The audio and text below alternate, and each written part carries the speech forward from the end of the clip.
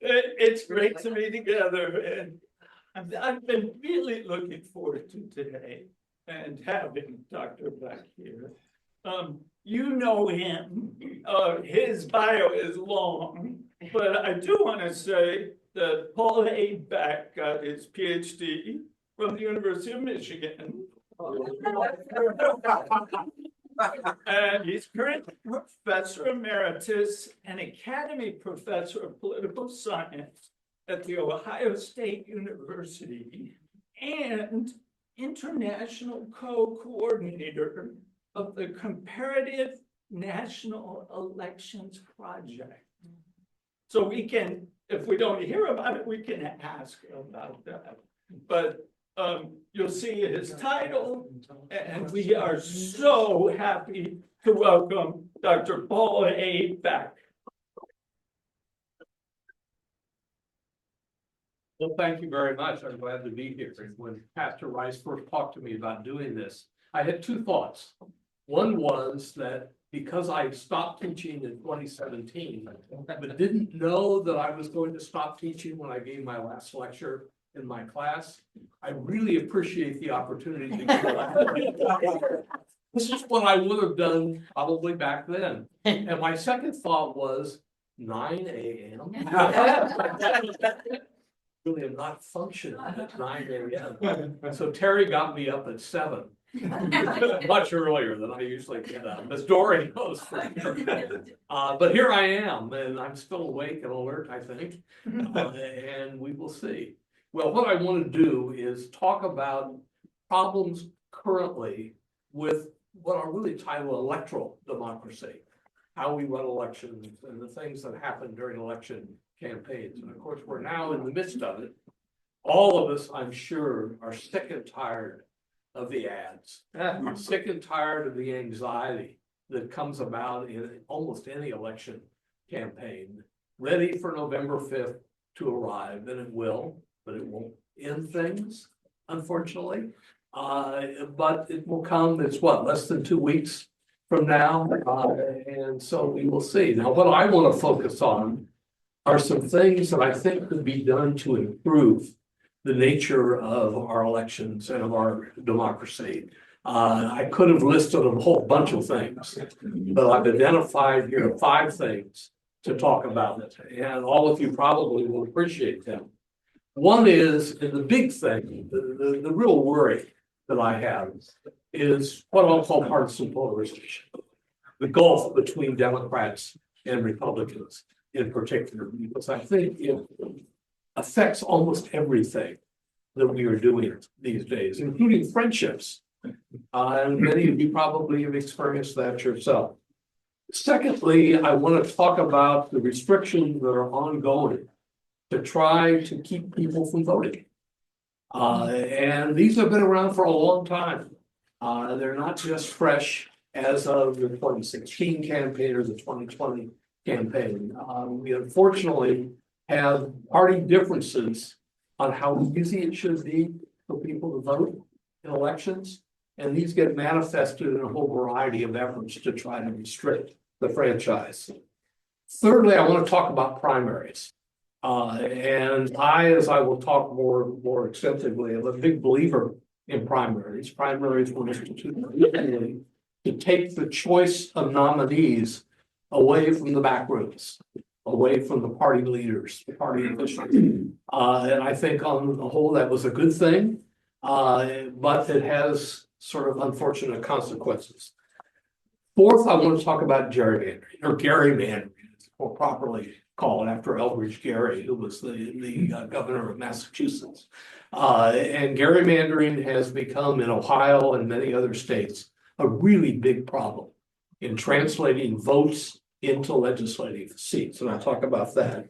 And then finally, as I think you're experiencing fully in this campaign, the flood of money that has come into the campaign to pay for TV ads.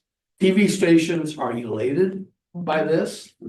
They've gotten to the point where a friend of mine, in fact, on NBC, local NBC, told me that they are having to turn away their regular advertisers because they don't have any room for Kroger's or Giant Eagle or whatever. Because the political candidates, or more importantly, the political action committees are paying premium rates to buy time on the networks. Premium rates. They often pay 10 times as much as the candidate campaigns pay.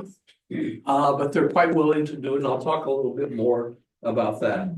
So it's probably not surprising that my last lecture, and Tom, you can shift, yeah, thank you. My last lecture is going to focus on political reforms. These are things I've thought about for a long time, but I think that in the current situation, they have become much more prominent, at least in my thinking, and maybe even yours. Let me talk first about polarization. Polarization, and in fact, Tom, switch to the second slide. This slide, but no, back one. Yeah, right there. Polarization has increased dramatically in recent times. And what I'm going to show you here is a figure that is derived basically from the American National Election Studies that are done at the University of Michigan. And it's their national survey. And they have charted political polarization over a period from 1968 all the way to the present time in presidential elections. And there are 2 points that I want to make here. One is that polarization has increased over time. And the way it's measured here, it can be measured in a whole bunch of ways, but the way it's measured here is by asking people on a 0 to 100-degree feeling thermometer, how do you feel about the candidate of the Democratic Party for president and the presidential candidate of the Republican Party? And then looking at the difference between them. And people who are polarized are at the extremes, right? They like the candidate of, it turns out to be their party. They really dislike the candidate of the other party. And so one thing to point to here is this has steadily increased over time, to the point, by the way, that the United States is probably the most polarized country in the democratic world. Israel may come close, but we don't have surveys. I don't anyway have survey access even from Israel. But it certainly is true that over time, polarization has gotten more and more widespread here. I like to use the feeling thermometer question because it taps into leaders of each party and shows us how people feel about those leaders. The only other country that compares with the United States, and I should, by the way, say that I'm drawing upon surveys from this Comparative National Election Project that we have done for many, many years, really beginning in 1992 and going forward from there. We have done surveys in over 60 elections around the democratic world, over 30 countries. The one that ties with the United States in terms of the level of polarization is the 2006 election in Mozambique, which I'm sure you paid a lot of attention to. Mozambique, by the way, just had another election. It was every bit as polarized as the election back in 2006. And the reason for that is that Mozambique had a civil war about a decade before that 2006 election.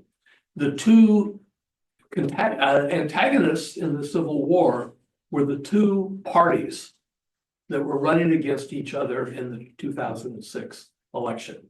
And Mozambique was heavily polarized. There were probably 500,000 to 1 million people who died in that civil war. I mean, it was really quite a conflict. And sort of continues, and it continues to smolder anyway. So the United States is tied with Mozambique, which is no great prize, obviously. But again, over time, polarization has increased. It's on both sides. And that's the important point about the two lines there. And in fact, by 2020, which is the most recent study that the Michigan Survey Research Center has done, those two lines came together, right? And they are at about 60% of the partisans, and about 90% of Americans are partisans. There's a lot of talk about independents. They turn out to be very few, and they don't vote very heavily in elections. Some of them do, obviously, but a lot of them just don't. They are independents because they don't plug in to the current party system. And so we're talking about a polarization in the United States that probably applies to half of the electorate who are at loggerheads with each other. I think 2024 is going to be an even higher level of polarization. Part of the reason for that is that one of the candidates, and I don't have to, I can mention his name, Donald Trump, is a polarizer. That's how he runs his campaign. It's not that the Democrats don't do that, they sometimes do in their campaigns, but Trump really has captured the attention of his base by demonizing the opposition. And then, of course, there is what is called what do they call it?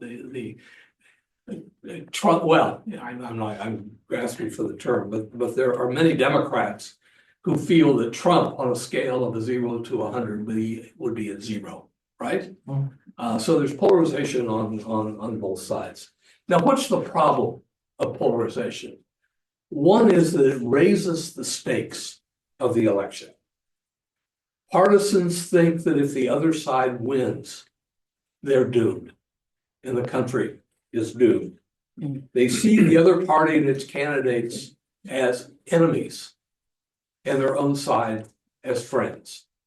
And this is a problem for a democracy, because if you have voters who are in polar opposites, it's very hard to bring them together. It's very hard to get any kind of compromise.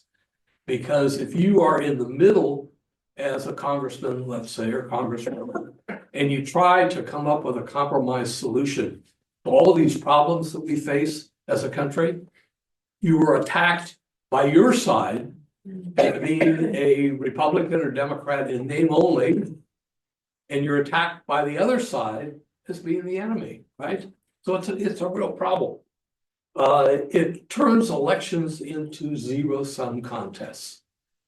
You either win or lose, and the damage done by losing is huge. The election of the opposition party is viewed as illegitimate in a polarized world. It reduces, as I said, tolerance for the other side. And so it breeds all kinds of problems, and it destroys friendship networks. More and more, and I'm seeing some nodding of heads around here, is that you select your friends or stay with your friends based on their partisan positions. And in fact, there was an article I just was reading today in the Dispatch that was the report of, I think it was a Reuters poll that asked people, when you move to a new place, you take into account what the partisan composition is of the place you're moving to. Most people don't, obviously, but a good quarter of the electorate does take that into account. They don't want to be in a sea of the other party. And you see this in a whole variety of ways as well. One thing that I've done with this comparative national election project is studied friendship networks. To what degree do the people we talk to about politics agree with us? And they almost always do in this country. And we simply don't talk to people about politics if we know they disagree with us. And that, I think, has happened more and more over time with this increase. Well, it's not no longer a slide there, with this increase in polarization.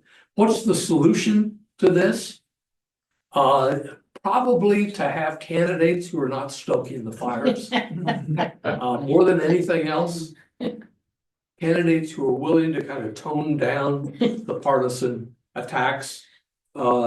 Maybe it requires, and I'll come to this later on, not electing extremists as the nominees for a particular party, but rather voting for people and nominating people who are more in the middle and at least value voters who are in the middle and are trying to appeal to them.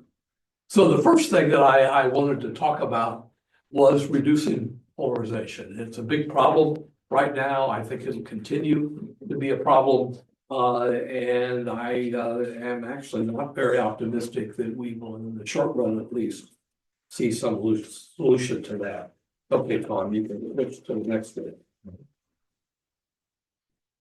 Okay, second thing that I've focused on for a long time in my teaching is that in the United States, we make voting more difficult than is true in virtually any other democracy.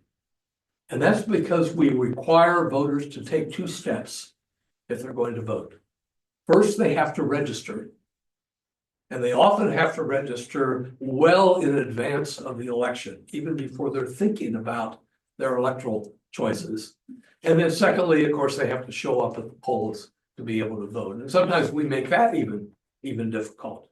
One of the big advances that came, especially during the pandemic, was proliferation of opportunities for early voting. And those have been a good thing. Americans like early voting. They like absentee voting. Absentee voting that really doesn't require you to justify it, but you just accept a ballot and you mail it in, essentially. And that's become more and more popular there. By the way, our places around the country, Oregon as a state has only mail voting. Wow. California counties, particularly the less populated counties in the northern part of California, require mail voting because they don't want to go to the expense of actually running an election. They would much rather have people mail in their ballots than have open polling places for people to go to. These restrictions, I think, were first practiced probably in the South and first practiced when African Americans were emancipated. And the desire there on the part of Southern political elites, who were Democrats at the time, because the Democrats had been their party before the war, their desire was to prevent African Americans from voting. But it was more than that. They also wanted to prevent populists, liberal to populistic whites from voting. And what they did, of course, was stir the pot to develop racial animosities between those two groups, whites and blacks. And then in the North, we began to restrict voting and require registration around 1900. Ohio, by the way, ran all the way, I think it was until 1946, before we had statewide registration. Because the feeling at the time was, if you lived in a rural area or small town, everybody knew you. You didn't have to register to vote. You just showed up at the polls and you were legit. But if you lived in a big city controlled by political machines, and you were Irish or Italian or whatever, everybody knew those machine bosses were driving voters to the polls and encouraging them to vote blindly for that political machine.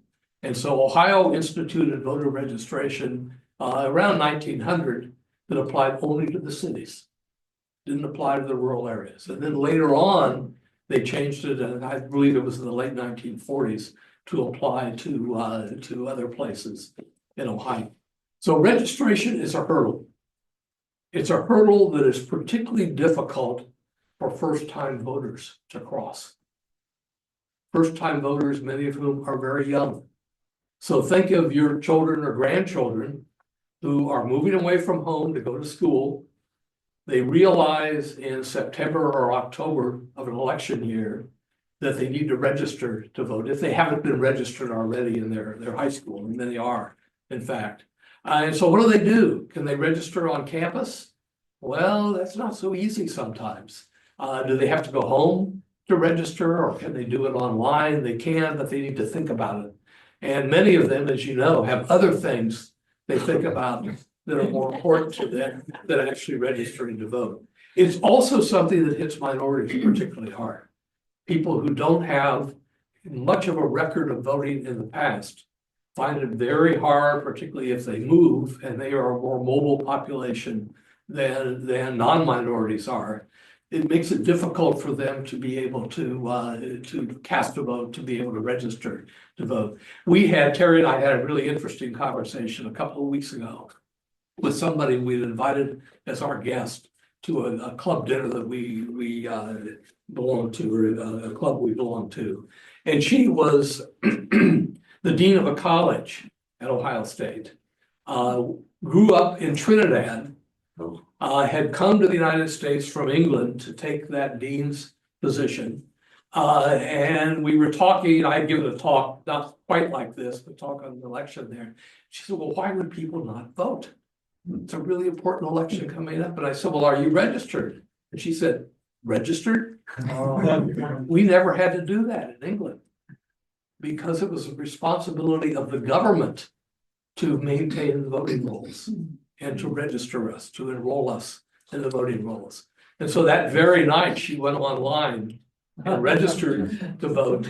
And she now assures me that she is indeed going to vote in the election. But the point that I want to make there is that it's sometimes hard for people to start up.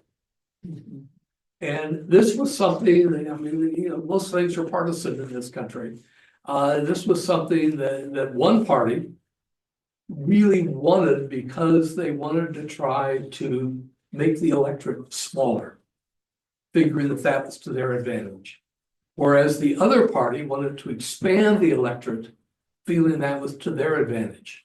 And so there have been battles for decades and decades, even into modern times, over trying to prevent people from voting in elections. We see these battles continuing in 2024 in Ohio. One of the things I'm going to talk about is purging. The electoral rolls do indeed have to be purged because people die, believe it or not. I'm not planning to. People move elsewhere and they don't tell the state they moved from that indeed they have moved and they now are residents of some other state and should be voting there. We had a neighbor when we lived in Florida, where the Block Party came over to me and he said, I understand you're a political scientist. And Terry always tells me never to admit to that. It's my floor question or comments. And I said, well, yes, I am. He said, well, I vote in 2 states. And I said, well, that would be illegal. And he said, well, no, I own property, as it turned out, in Columbus, Ohio. And I live most of the year in Florida. And so I vote in Florida elections and I vote in Ohio elections.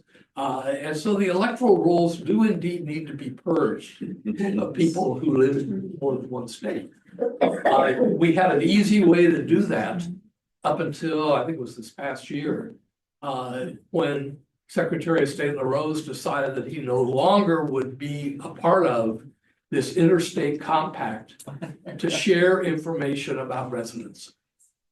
Information that came mainly from driver's licenses and other things. So the first thing you do when you move is you go down and get a new driver's license, right?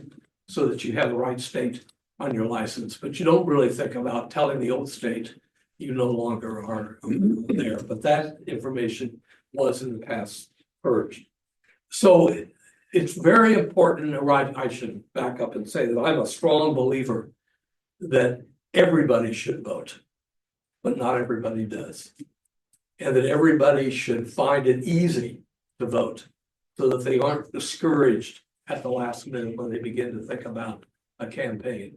And the truth is, in the United States, nationwide, slightly over 60% of people who are eligible due to citizenship and voting age actually voted in the most recent presidential election.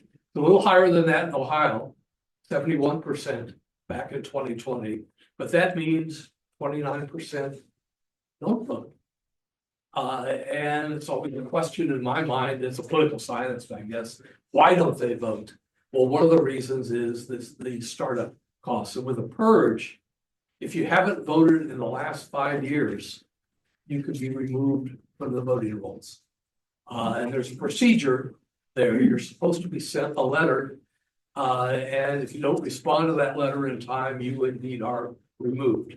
There was not in Ohio, I don't think, but there was a report in the news in another state, the number of voters who had just been granted citizenship at a major event in one of the stadiums in their town, were removed from the voting rolls because they hadn't voted before, even though they were really excited and eager to be able to cast a vote. In the past, I think in the state of Mississippi, you had to be registered a year before the election to be able to be eligible to vote in that election. That's no longer the case. Federal law has intervened there. Purges, I think, are too aggressive. And much too aggressive in eliminating voters. Well, you know, imagine this, that you have moved from one county to another. To be able to vote in your new county, you need to re-register, right? You need to change your address. Do people think about that? There are probably other things on your mind. If you're moving frequently, as a student would be, then you've got a real problem in knowing exactly how to register and where to register.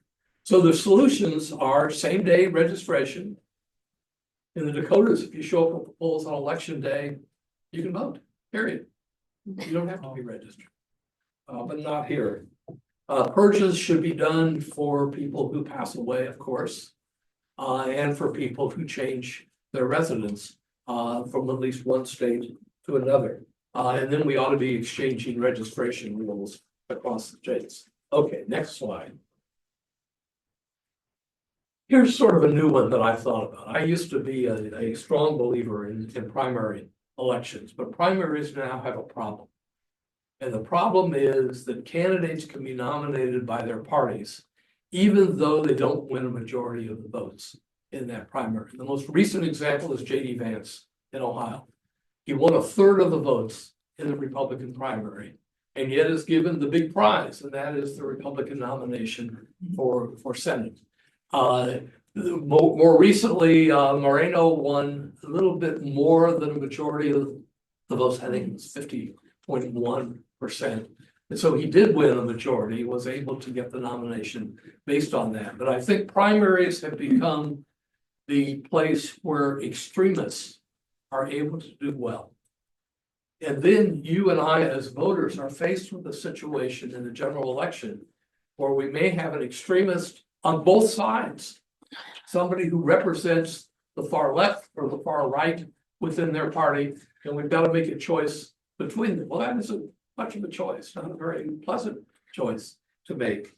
And so what I would do is require that at least there be a majority vote to nominate somebody for a political office in their party. And by the way, with the nomination of extremists in primaries, we also have, and I'll turn to gerrymandering in just a minute, we also have a situation where most Ohioans vote in districts that are going to be won by one party. And you can almost mail the results in.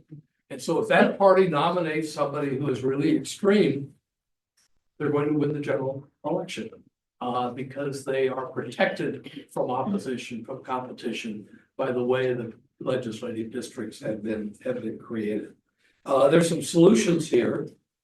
One is to do what California does, and that is have a top two runoff. You take the top two candidates in what was really a primary election before, but it's a primary where everybody runs against everybody else. And you run off those two candidates in the general election itself. In California this year, Steve Garvey, the former first baseman for the Los Angeles Dodgers, is running as a Republican nominee against Adam Schiff, who is running as the Democratic nominee. Schiff is going to win because California is a blue state, but at least there is that runoff that occurs. The other way is through rank order voting, where we go to the polls, we rank order the candidates by our preference. That enables us to say, well, okay, if my favorite candidate doesn't win, then they go to my second choice and they allocate that vote to one of the remaining candidates. It's a more cumbersome procedure, but you can either do ranked order voting instantaneously. Nice thing about computers is they can do most anything. All you have to do is program this, or you can do it over time and kind of do the calculations. There are a lot of cities have ranked order voting, and it's worked out pretty well, actually. So that would be a solution to what we have right now. Okay, now let me turn to the translation of votes into seats. Been talking about voting in the first 3 points, but the question is, what kinds of votes do you need to be able to win, in this case, a legislative seat? And of course, the word gerrymander arises, or gerrymanders, it's more commonly called. And that's the drawing of district lines to favor one party over the other. It's been more common in recent decades. It's always been with us. Some states have been gerrymandered much more than others. Gerrymandering typically occurs when there is one party in control of all the branches of government in the state. They control the governor's office and they control the state legislature and sometimes have supermajorities there. Gerrymandering is easy under those circumstances. You don't have to compromise with the other party at all, at least according to the mechanisms that they use for drawing district lines. Ohio, I think now is probably the most gerrymandered state in the country. Used to be Wisconsin. And the Wisconsin Supreme Court intervened by saying this particular redistricting scheme that had been done by supermajorities in the Wisconsin legislature is unconstitutional. And they struck that down. And Wisconsin now has a better balance between the two parties. In Ohio, people vote in statewide elections at around 53 to 54% Republican. So Ohio is a slightly more Republican than Democratic state. Our congressional delegation, on the other hand, has 10 Republicans and 5 Democrats.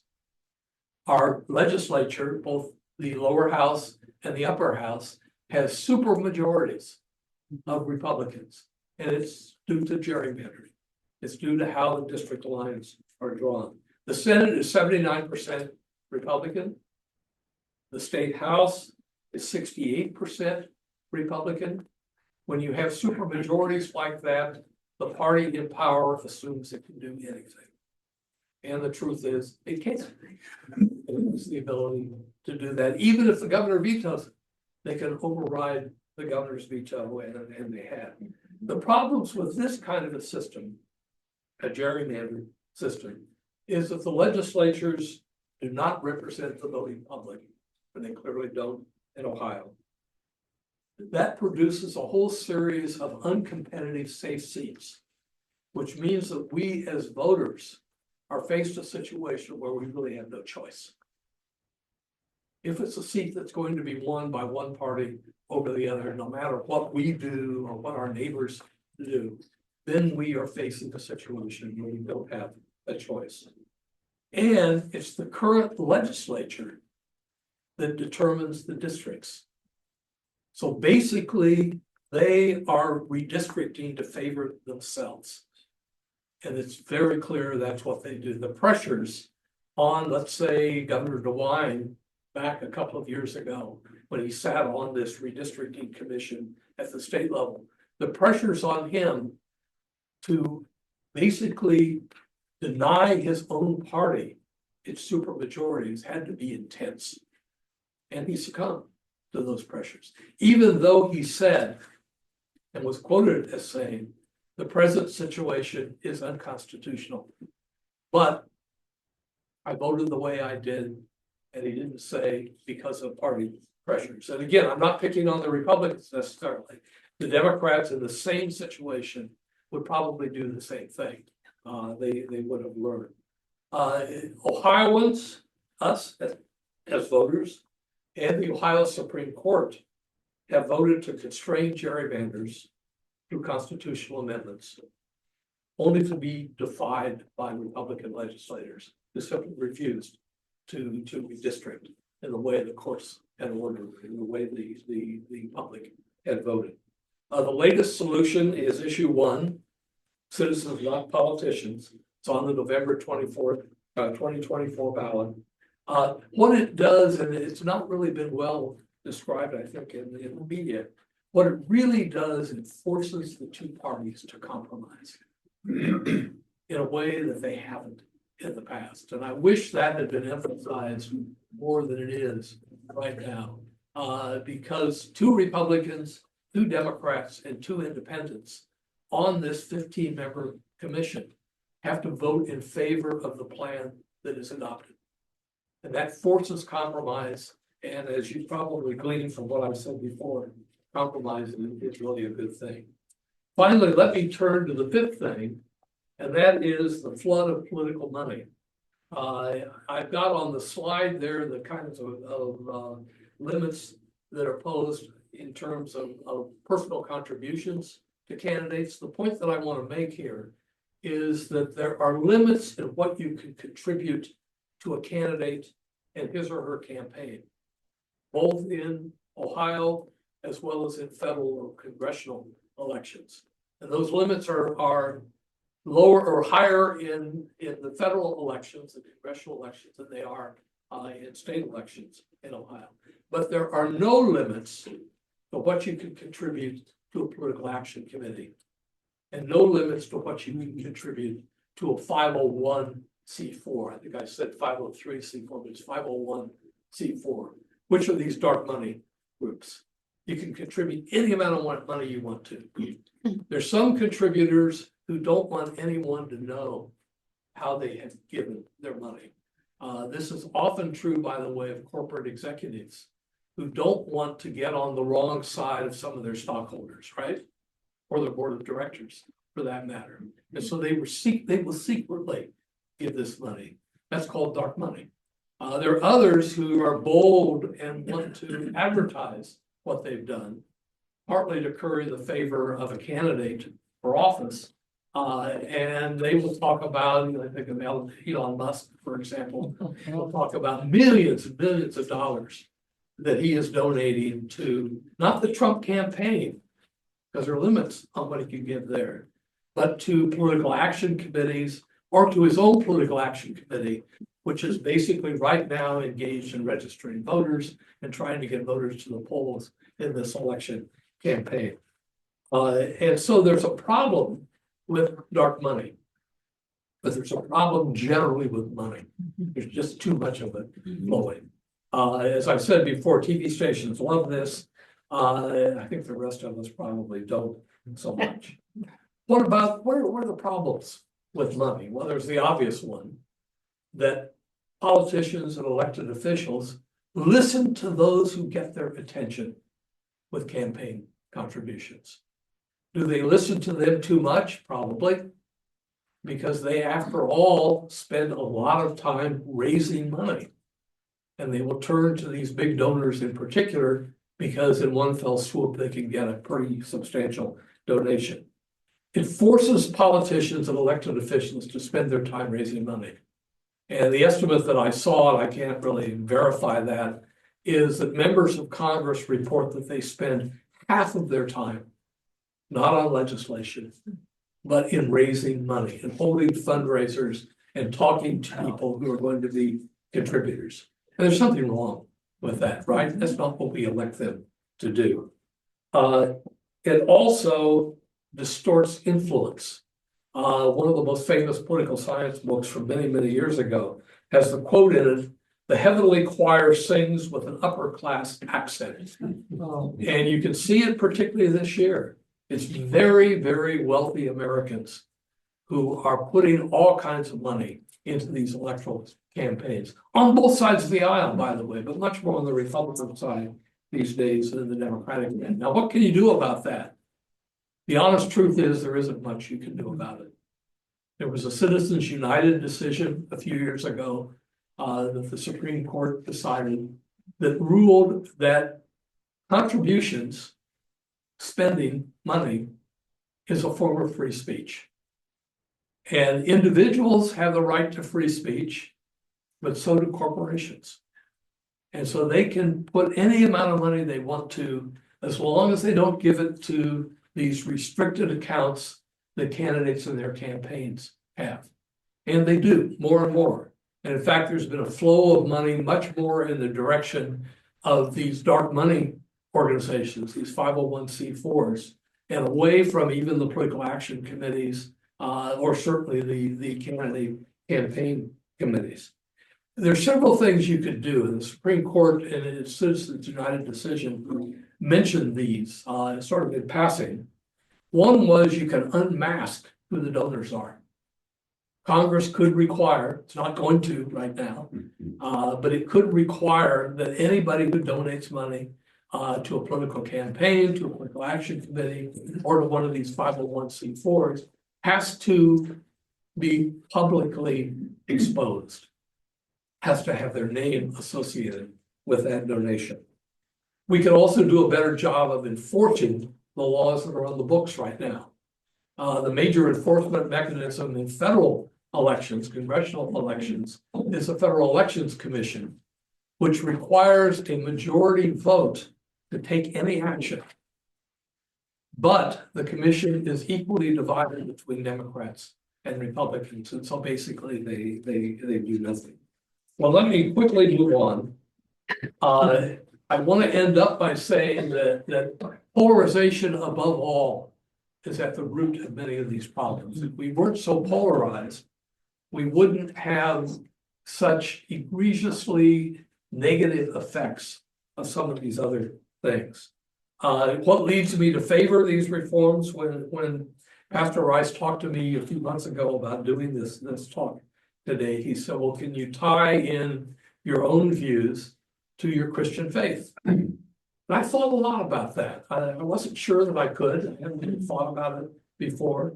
But I was raised as a Presbyterian. And I think one of the things that being a Presbyterian does is it gives you a higher level of tolerance than the average member of the American public for difference, for people who are different from what you are. And I think I had that. My parents were liberal. They were liberal Democrats. They also, even without talking about it, probably would have supported all of these reform efforts that I have discussed. And they made me value equal treatment of all people, and particularly to oppose changes in which the electoral rules are being jimmied to favor one party over another, which I think we should all resist as voters. Well, let me stop at that point. We do have a little bit of time, I think. I know we need to get to worship by 11 o'clock, and I think Pastor Rice does. He will be in charge. But I would be glad to entertain questions. Yes, go ahead. Now, Dr. Beck, you seem to be on the liberal side of this discussion. In the world of academia today, the world of academia is under attack from all you liberals that are teaching my kids to be communists. So, how does that play out in your world? Well, two things to say. One is that if you believe that what we say in the classroom heavily influences our students, you would be a dreamer. We would love to be able to do that, but we don't do that and can't. And in fact, in the political science world, we and my colleagues bend over backwards to be analytic rather than ideological in the classroom, because I think the outside world expects us to be doing what you described, and we just don't do that. And in fact, we had at the place we live, we had a speaker a few months ago who was coming to talk about the schools in Columbus and the closing of schools. And somebody in the crowd asked me afterwards, he said, well, is the speaker a Democrat or a Republican? I said, I don't know. Never asked him.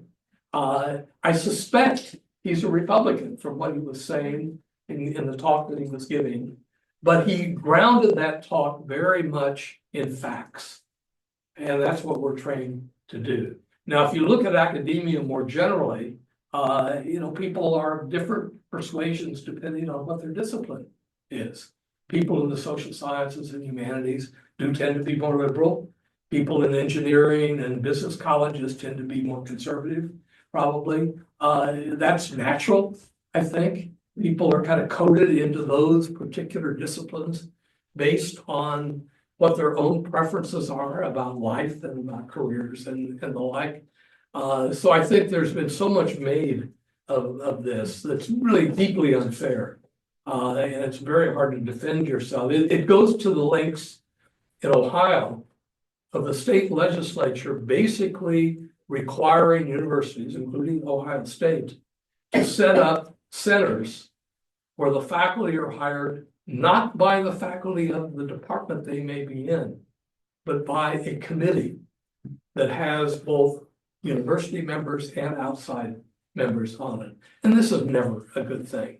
But it's happened. I think it'll go away after a while, but it's there right now. And also my colleagues worry about their syllabi being reviewed by committees on the outside. I by the way, had a student in my last class who was a member of a very, very heavily right-wing organization. And he taped all my lectures. And I didn't know that at the time. And in fact, the interesting thing about this student was he was a very bright kid, but he flunked the course because he never came to class. Somebody was taping me. And he went to work for one of these organizations and still does, by the way. And I hear from him every once in a while when he's in town, basically running against the Upper Arlington school levy or campaigning against it. But anyway, other questions? Yes, go ahead. On the on the flow of the money, this may be an obvious question. When people are donating to the Political Action Committee or the National Party, are they also indicating where they want the majority of their money donated? Well, if you give it to a campaign and to a candidate, you know where it's going to go Right. and what it's going to be used for. If you give it to a political action committee, some of them don't really know. And these are committees, if you look at the roster of PACs and look at their names, they have wonderful names, the Committee for the Advancement of Motherhood. Right. And you don't really know what they mean by that. You have to kind of drill down to figure out what they mean by that, but you really don't know. And the same is true of these 501c4s. You really don't know what that money is going to be used for. Often that money is used in campaigns you've never heard of, where they are spending money on ads. If you look at the ads, in fact, in Ohio, most of those ads, particularly the most negative ones, are run not by the candidates, but by political action committees. And so the candidate doesn't want to have to be in a position where the candidate says, I am Paul Beck, and I subscribe to that ad, or I approve of that ad. And so you don't know. It's like you're dropping your money into a barrel and you don't really know where it's going to go. Paul, I'd like to thank you. I need to go, but you can stay. You can talk a little longer. Okay, I'll keep an eye on the But clock. let's thank Dr.